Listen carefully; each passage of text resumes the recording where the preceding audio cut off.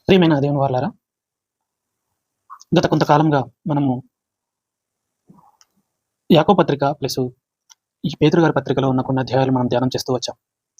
నిన్నటి రోజున మనము పేతురు గారు రాసిన మొదటి పత్రిక 3వ అధ్యాయంలో మొదటి భాగాన్ని చూసాం. భార్యల గురించి చూసాం. భార్యల గురించి దేవుడు రాయిస్తూ ఎలాంటి వాళ్ళకు ఆజ్ఞలిచ్చాడు, ఎలా ఉండమని చెప్పాడు. ఒక భార్యగా కుటుంబ వ్యవస్థనిచ్చేసి, భర్తనిచ్చేసి, పిల్లలనిచ్చేసి, ఆ వ్యవస్థలో ఆమె ఏ విధంగా మెదలాలి, ఏ విధంగా ఏదైనా బాధ వచ్చినప్పుడు కానీ, కష్టం వచ్చినప్పుడు కానీ, తన భర్తకు గాని, పరిస్థితులు గాని ఒకవేళ బా బా బా ఒకవేళ బాగాలేకపోతే ఆమె ఏ విధంగా బిహేవ్ చేయాలి, ఎలా బ్రతకాలి అనేవి మనము పాత వీడియోలో చూసాం. ఈరోజు కూడా ఈరోజు భర్తల గురించి చూద్దాం. వివాహం అనేది దేవుడు నిర్ణయించింది. ఈ వివాహ వ్యవస్థ బాగుండాలనంటే, వివాహ వ్యవస్థను నడిపించడానికి ఒక నాయకుడు కావాలి. ఆయనే దేవుడు. ఎందుకంటే ఇచ్చింది ఆయన. నడిపించే విధానం ఎలా ఉండాలని చెప్పాల్సినది కూడా ఆయనే. కాబట్టి బైబిల్‌లో ఉన్న మాటల్లో వివాహం గురించి చాలా సంగతులు రాయించాడు. భార్యల గురించి, భర్తల గురించి. ఈ భార్యాభర్తలు ఏ విధంగా బ్రతకాలి, ఏ విధంగా జీవించాలనేది, కలిసి జీవించాలనేది క్లుప్తంగా దేవుడు రాయించాడు. మనం ఒకసారి భర్తల గురించి కూడా మనం ఒకసారి ఆలోచన చేద్దాం. దేవుడు భర్తల గురించి ఏం రాయించాడు? వాళ్ళని ఏ విధంగా ఉండమని చెప్పాడు? పిల్లల పట్ల ఏ విధంగా ఉండమన్నాడు? భార్య పట్ల ఏ విధంగా ఉండమన్నారు? ఆయనకు ఈ వివాహ వ్యవస్థలో ఏ విధంగా ఉండమని చెప్పాడనేది ఒకసారి క్లుప్తంగా తెలుసుకోవడానికి ప్రయత్నం చేద్దాం. ఎందుకంటే అనేక మందికి ఈ విషయాలు తెలియక వాళ్ళకు తోచినట్టుగా, లేకపోతే వాళ్ళకు ఆలోచన కలిగినట్టుగా బ్రతుకుతున్నారు. అటు భార్యలుగా వాళ్ళు, భర్తలుగా మరి భర్తలు వీళ్ళు అందరూ వాళ్ళకు నచ్చినట్టుగా బ్రతుకుతున్నారు. మనం సొసైటీలో చూస్తున్నాం. ఏ కుటుంబ పరిస్థితి బాగలేదు, చిన్నాభిన్నం అవుతుంది, విడాకులకు దారితీస్తుంది. ఇలాంటి పరిస్థితులకు రాకుండా మనము మన కుటుంబ వ్యవస్థని ఏ విధంగా కాపాడుకోవాలి? అది కాపాడుకోవాలంటే దేవుడే మనకు ఒక మార్గం.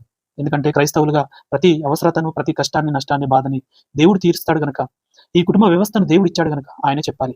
అదేవిధంగా మనము ఒక్కసారి వాక్య భాగంలోకి చూడగలిగితే భర్తల గురించి దేవుడు ఏం రాయించాడు, వాళ్ళకి ఎలాంటి బాధ్యతలను ఇచ్చాడు, భార్య పట్ల ఏ విధంగా బ్రతకమని లేకపోతే ఉండమని చెప్పాడు అనేది ఒకసారి మనం ఆలోచన చేద్దాం.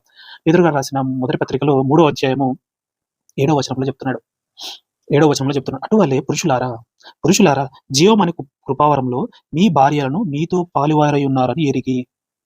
మీ జీవమను కృపావరంలో మీ భార్యలు మీతో పాలువారై ఉన్నారని ఎరిగి ఎక్కువ బలహీనమైన ఘటమని భార్యను సన్మానించమంటున్నాడు. ఏ అతిథి అయినా వచ్చినప్పుడు మనం ఏ విధంగా సన్మానించినప్పుడు ఏ విధంగా వాళ్ళతో సంభాషిస్తాం? వాళ్ళు ఇంట్లోకి రాగానే మంచిగా మర్యాదలు చేస్తూ ఉంటాం. తిన్నవా, ఉన్నవా, ఎలా ఉంది ఆరోగ్యం, అన్ని బాగోగులు తెలుసుకుంటాం. మరి బయట వాళ్ళ గురించి అంతగా ఆలోచించినప్పుడు మనం మరి కష్టమైన, నిట్టూరమైన, బాధ అయినా, నష్టమైన ఏదైనా మరి భర్తల కోసం బ్రతకడానికి మరి భార్యలు తన ఇంటిని, తన తల్లిదండ్రులను వదిలి మన కోసం వస్తుంది. అలా వచ్చినప్పుడు మనం ఏ విధంగా చూసుకోవాలి అనేది దేవుడు రాయిస్తూ, ఇది ఒక దేవుడు చెప్తున్న విధానం. వారిని ఏ విధంగా చూసుకోవాలని మనకు దేవుడు నేర్పుతున్న పద్ధతి ఏంటంటే, మీ భార్యలు మీతో పాలువారై ఉన్నారని ఎరిగి. పాలువారై ఉన్నారు. మీ జీవితంలో వాళ్ళు పాలువారు. మీ జీవమను కృపావరంలో మీ భార్యలు మీతో పాలువారై ఉన్నారు. మీ జీవితంలో వాళ్ళు పాలువారు. ఆ పాలువారై ఉన్నారని ఎరిగి ఎక్కువ బలహీనమైన ఘటమని భార్యను సన్మానించండి అంటున్నాడు. సన్మానించమంటున్నాడు. వారిని అగౌరవపరచమని చెప్పలేదు. వారిని కించపరిచి మాట్లాడమని చెప్పలేరు. లేకపోతే వాళ్ళు ఆడవాళ్ళని వాళ్ళని కించపరిచి మాట్లాడాలని చెప్పట్లేదు. వాళ్ళందరినీ గౌరవించమంటున్నాడు. సన్మానించమంటున్నాడు. ఆ సన్మానించి మరి మీ ప్రార్థనలకు అభ్యంతరం కడుగునట్లు జ్ఞానం చెప్పిన వారితో కాపురం చేయాలి. కాపురం చేయాలి. 2, వాళ్ళని సన్మానించాలి. మరియు నీ ప్రార్థనకు ఒకవేళ ఆటంకంగా ఉందో అది కూడా నువ్వు చూసుకోవాలి. అది చూసుకొని జ్ఞానయుక్తంగా నడుచుకోవాలి. అలా ఉన్నప్పుడే నీ యొక్క భక్తి జీవితంలో మేలు జరుగుతుంది. లేకపోతే దేవుడు చెప్పిన పద్ధతిని వదిలేసి నీ యొక్క చిత్త ప్రకారం, లేకపోతే నీ ఆలోచన ప్రకారం నాకు నచ్చినట్టు చేస్తా, వాళ్ళ యందు నేను నచ్చినట్టు ప్రవర్తిస్తానంటే దేవుని యొక్క ఆజ్ఞకు, విధానానికి నువ్వు విరుద్ధంగా చేస్తున్నట్టు. అది ఎప్పటికైనా పొరపాటే, అది ఎప్పటికైనా తప్పే. దానివల్ల నువ్వు నష్టపోతావే తప్ప లాభపడవు. ఎందుకంటే నువ్వు చేస్తున్న విధానం తప్పు గనక దాని ఫలితాన్ని కూడా నువ్వు అనుభవిస్తావు. అది డైవర్స్ రూపంలో కావచ్చు, లేకపోతే గొడవల రూపంలో కావచ్చు. ఇప్పటికి ఎంతవరకు దారితీస్తున్నాయండి? కొట్లాటలకు, గొడవలకు దారితీసి ఒకరినొకరు చంపుకునే స్థితికి వచ్చేస్తుంది భార్యాభర్తలు. ఎన్ని న్యూస్లో చూస్తున్నాం మనం. వాటన్నిటికీ కారణం ఏంటి? ఒకరికొకరు విలువించుకోకపోవడమే కదా, ఒకరినొకరు గౌరవించుకోకపోవడమే కదా. ఒకరి విషయాలు ఒకరిని 10 మంది ప ప పల్ 10 ప అనేక మందికి చెప్పుకొని ఒకరినొకరు తక్కువ చేసుకుంటూ ఒకరు తక్కువ అంటే ఒకరు తక్కువ, ఒకరు తక్కువ అంటే ఒకరెక్కువ అంటే ఒకరెక్కువ, ఈ విధంగా ఈగోలకు పోయి ప్రేమ లేకుండా ఇలాంటి పరిస్థితులు తీసుకొచ్చుకొని కుటుంబ వ్యవస్థను సర్వనాశనానికి తీసుకెళ్తున్నారు. కుటుంబ వ్యవస్థను నిర్మించింది భార్యాభర్తలుగా కలిసి ఉండడానికి. వీళ్ళు భార్యాభర్తలు కలిసి ఉండి పిల్లల్ని సన్మార్గమందు నడిపించడానికి ఈ కుటుంబ వ్యవస్థను ఏర్పాటు చేశాడు. ఈ కుటుంబ వ్యవస్థలో దేవునికి ఆశీర్వాదకరంగా ఉండాలి తప్ప, మన గొడవలకు, మన కుట్రలాటలకు, మన ప్రాణాన్ని తృప్తిపరచుకోవడానికి ఈరోజు ఎంతకైనా దేవదారుస్తున్నాడు మనిషి. ఎంత మాటలైనా అంటున్నాడు. ఏమి చేయడానికైనా వెనుకాడట్లేదు. ఇలాంటి పరిస్థితులు మంచివి కాదు. కుటుంబ వ్యవస్థలో ప్రేమ ఉండాలి, గౌరవం ఉండాలి, సన్మానించాలి, భార్యని సన్మానించాలి. ఇంకా వేరే పత్రికలలో ఒక మాట ఉంటుంది, మీ భార్యని ప్రేమించండి అంటే, మీ భార్యలను ప్రేమించండి అంటే. యేసుక్రీస్తు ఏ విధంగా అయితే ప్రేమించాడో అందరినీ, అదే విధంగా మన భార్యలను కూడా ప్రేమించాలి. లేకపోతే అదే వర్డ్ యూజ్ చేశాడు చూడండి, ప్రేమించాలి. వాళ్ళు లోబడాలి, మనం ప్రేమించాలి. భర్తలుగా మనం ప్రేమించాలి, వాళ్ళని ప్రేమించాలి, మనల్ని గౌరవించాలి, వాళ్ళని సన్మానించమంటున్నాడు. అలా సన్మానిస్తూ వాళ్ళను మనం చూసుకునే విధానాన్ని బట్టి దేవునికి మహిమకరంగా ఉండాలి. ఎందుకంటే ఈ మాటలు ఎందుకు రాయించాడు అంటే ఈ విధంగా ఉండమని చెప్తున్నాడు భార్య భర్తలకి. ఈ విధంగా ఉంటే కుటుంబ వ్యవస్థ బాగుంటుందని చెప్తున్నాడు. అలాంటప్పుడు మనం వీటిని పక్కన పెట్టి మనం నచ్చినట్టు బ్రతికితే దానికి తగిన ఫలితాన్ని అనుభవిస్తాం మన కుటుంబంలో. అంటే అనేక అనర్థాలకు దారితీస్తుంది మనకు నచ్చినట్టు చేస్తే.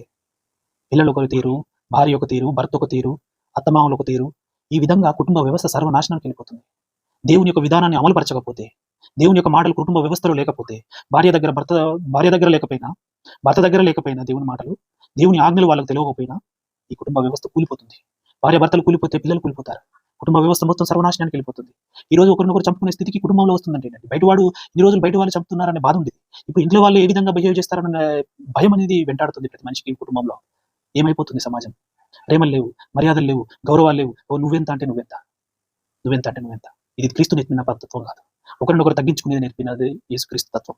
ఒకరినొకరు ప్రేమించుకునేది యేసుక్రీస్తు నేర్పిన తత్వం.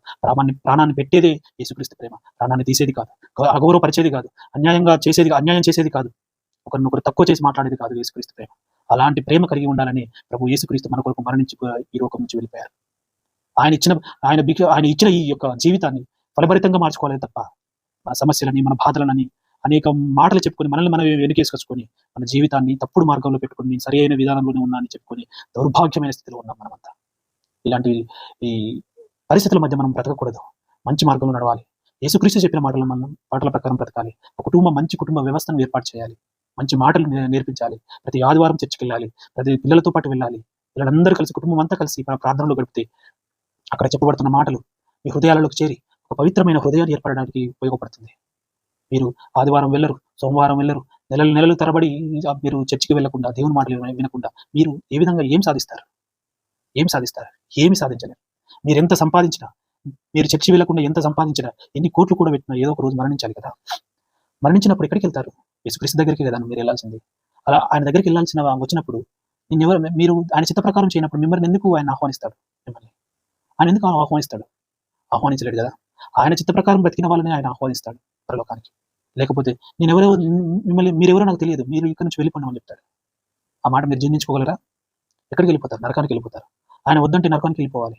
అలాంటి పరిస్థితులకు మనం వెళ్ళకూడదు. ప్రేమపూర్వకంగా మిమ్మల్ని ప్రాధాయపడేది ఏంటంటే దేవుని మాటలకు చోటు ఇవ్వండి. భర్తగా, భార్యగా దేవుడు ఏదైతే చెప్తున్నాడో ఆ మాటలకు లోబడి ఇవ్వండి. భార్యకి మీరు లోబడి ఉండమని చెప్తున్నాడు, భర్తకి వాళ్ళని సన్మానించి ప్రేమించమని చెప్తున్నాడు, జ్ఞానం కలిగి కాపురం చేయమంటున్నాడు. ఆ విధంగా బ్రతకడానికి మీరు మీ యొక్క వివాహ వ్యవస్థలోకి వచ్చారు. అలా బ్రతకడానికి మీరు నిర్ణయింపబడ్డారు. కాబట్టి ఈ యొక్క మాటలు మీకు, మీ కుటుంబానికి ఉపయోగపడతాయని నమ్ముతున్నాను. అనేక మాటలు, ఇంకా చాలా మాటలు రాయించాడు దేవుడు. ఇంకా సమయం ఉంటే నాకు ముందు రోజులలో మరిన్ని విషయాలు మీకు చెప్పడానికి ప్రయత్నం చేస్తాను. ఇంతటితో నా మాటలు ముగిస్తున్నాను. Thank you so much.